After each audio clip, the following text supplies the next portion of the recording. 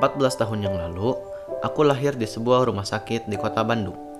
Sejak kecil, aku dikenal sebagai anak yang gemuk dan lucu. Maka itu, aku sering mengikuti beberapa perlombaan foto balita dan batita. Aku tumbuh dan berkembang menjadi anak yang cerdas dan ceria. Juga sedikit lebih besar dibandingkan dengan teman-teman seusiaku pada saat itu. Sejak kecil, aku memang jago minum susu dan makan. Jadi ya tidak heran kalau badanku juga tumbuh ke samping. Namun di samping itu, aku juga senang sekali ngemil. Apalagi minum minuman manis dalam kemasan. Begitulah pola makanku selama 9 tahun. Hingga akhirnya sebuah perubahan signifikan terjadi. Mulai kelas 4 SD, tubuhku mulai mengecil. Badanku mulai tidak selebar sebelumnya. Aku dan orang tuaku berpikir ini hal yang wajar di masa pertumbuhan. Karena tubuhku juga bertambah tinggi. Tapi bukan hanya tubuhku saja yang mengecil. Aku juga jadi sering pipis di celana dan rambutku mulai rontok dan menipis. Suatu hari, karena penasaran, aku periksakan diri ke dokter. Beliau adalah Dr. Erman. Pada saat diperiksa, Dr. Erman yang sudah biasa memeriksaku dari kecil mulai mencurigai adanya hal yang aneh mengenai kondisiku saat itu. Saat itu juga, dokter menyarankanku untuk melakukan beberapa tes lab untuk mencari tahu penyebab dari kondisiku.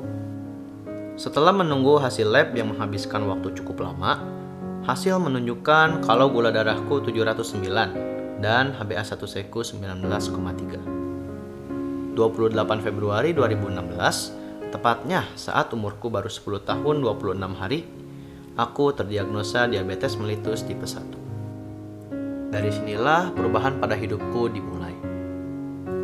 Setelah beberapa hari di rumah sakit, akhirnya aku diperbolehkan pulang ke rumah. Namun dengan gaya hidup yang sedikit berbeda.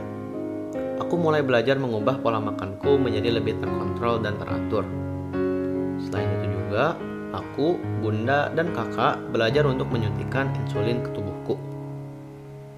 Mengubah gaya hidup tidaklah mudah. Dulu, saat bunda dan aku masih belajar untuk mengontrol pola makanku, aku sempat diejek anak kacang oleh teman-temanku, karena aku selalu membawa kacang untuk snack. Dari situ, aku dan bunda sempat pesimis. Hingga akhirnya, kita bertemu dengan seorang ahli gizi anak yang sangat sabar dan baik hati, karena mau mengajarkan dan mendengarkan keluh kesah kami. Namanya Ibu Retno. Sampai saat ini, aku masih sering berkonsultasi kepada beliau untuk menyesuaikan kebutuhan nutrisiku sesuai dengan dosis insulin yang diresepkan oleh dokter endokrin. Berhasil menyesuaikan pola hidupku dengan kondisi DM-ku ternyata bukanlah sebuah akhir. Pada saat aku naik ke kelas 6, aku mengalami sebuah peristiwa yang sangat membekas sampai saat ini. Aku mengalami kecelakaan saat mau membuka gerbang rumahku, yang mengharuskan tindakan operasi sehingga aku harus kehilangan sedikit bagian dari jariku. 1 tahun berlalu, jari yang dulu pernah dioperasi mengeluarkan nanah akibat infeksi saat aku bermain basket.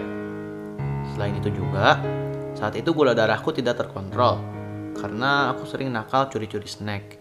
Ya maklumlah, karena gula darahku sering kali naik, proses penyembuhan luka di tubuhku memakan waktu yang cukup lama. Akhirnya, mau tidak mau, aku harus kembali lagi ke rumah sakit dan menjalani one day care guna mengeluarkan nanah pada jariku. Untung ada bunda yang selalu setia menemani proses penyembuhanku. Jadi aku juga termotivasi. Walaupun sejujurnya proses pengeluaran nanahnya sangat sakit. Sudah kurang lebih 4 tahun berlalu sejak pertama kali aku terdiagnosa diabetes. Kini, aku dan bunda sudah lebih jago dalam mengatur pola makan. Mulai dari jumlah nasi, lauk, sayur, serta buah-buahan. Aku juga sekarang makin rajin dan suka berolahraga seperti push up, sit up, basket, boxing, dan berbagai macam olahraga lainnya. Tapi tetap, aku harus mengontrol intensitas dan waktu olahragaku supaya aku tidak hipoglikemia. Kalau sudah hipoglikemia, tubuhku menjadi lemas, pusing, dan juga berkeringat cukup banyak. Selain itu juga, terlalu sering mengalami hipoglikemia tidak baik bagi kondisi tubuhku. Jadi, aku harus mengontrol gula darahku sebaik mungkin. Perjalanan hingga ke titik ini tidaklah mudah. Hidup berdampingan dengan diabetes juga bukanlah hal yang enteng.